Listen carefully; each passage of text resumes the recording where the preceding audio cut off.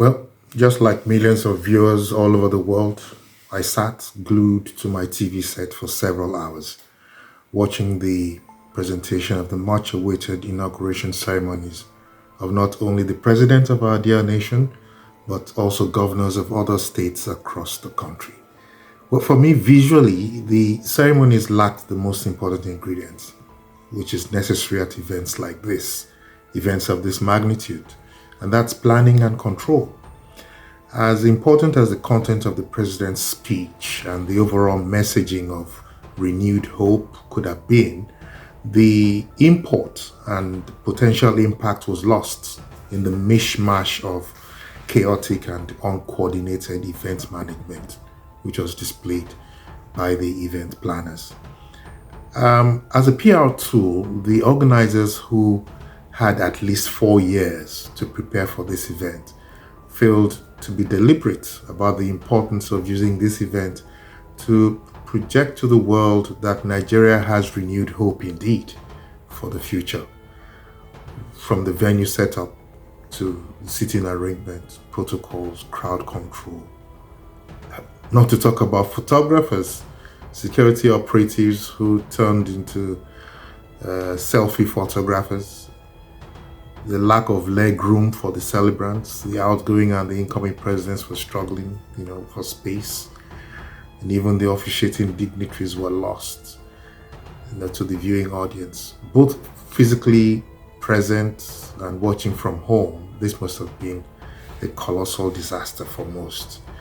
Now, the magnitude of this event couldn't possibly have been any less than the inauguration ceremony or the of the U.S. president, or the coronation, which we saw recently, of King Charles III in England.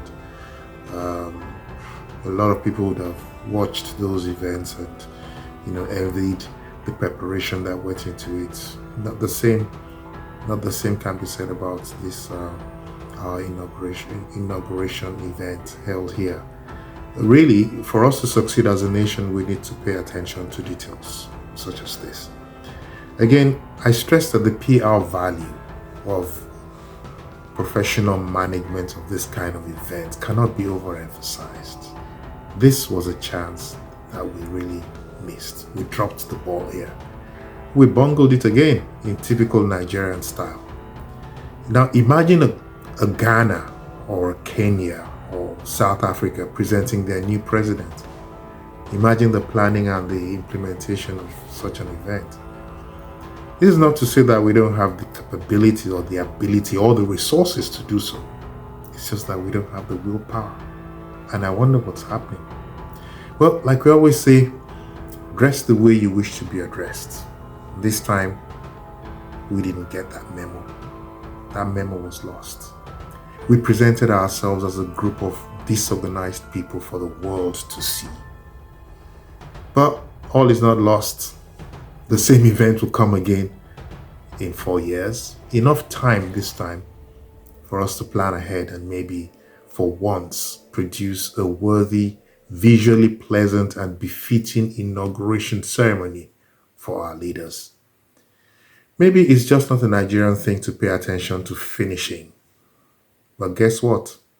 Every nice gift deserves a decent gift wrap. It's my opinion. What's yours? I quite sympathize with the Masters of Ceremony of that event, which is why I'm making my comments here. They would have had, I'm sure, a nightmare or close to nightmare, managing that event, because it didn't seem like they had any powers, to direct the event as planned, if there was any plan indeed. So these are the things that you will face as speakers, public speakers. Sometimes you have to make an appearance or perform at an event for which the planning is zero. So what do? You simply do your best. You be yourself. Do all that you're supposed to do. Prepare yourself, know your content, be ready to deliver, and then just hope that the event planners will cooperate with you. I've been to an event where at the last moment I was told that the master of ceremony wasn't supposed to be seen. What? They relegated me to the side, almost the back of the hall. And I found that very difficult. But I had to weave my way into the audience, talk to them one on one and make them know who's in charge. So these are the things you face as a public speaker. There'll be different scenarios. I'm sure you've also encountered some weird scenarios yourself. I want you to share those with me as well. That's what this platform is here for. Speak Like a Pro with John Senaya, your executive speech skills coach. Like I always say, I'll be there for you. I'll be there to hold your hand till we cross the road to freedom of speech. You be good. I'll see you in my next video. Bye.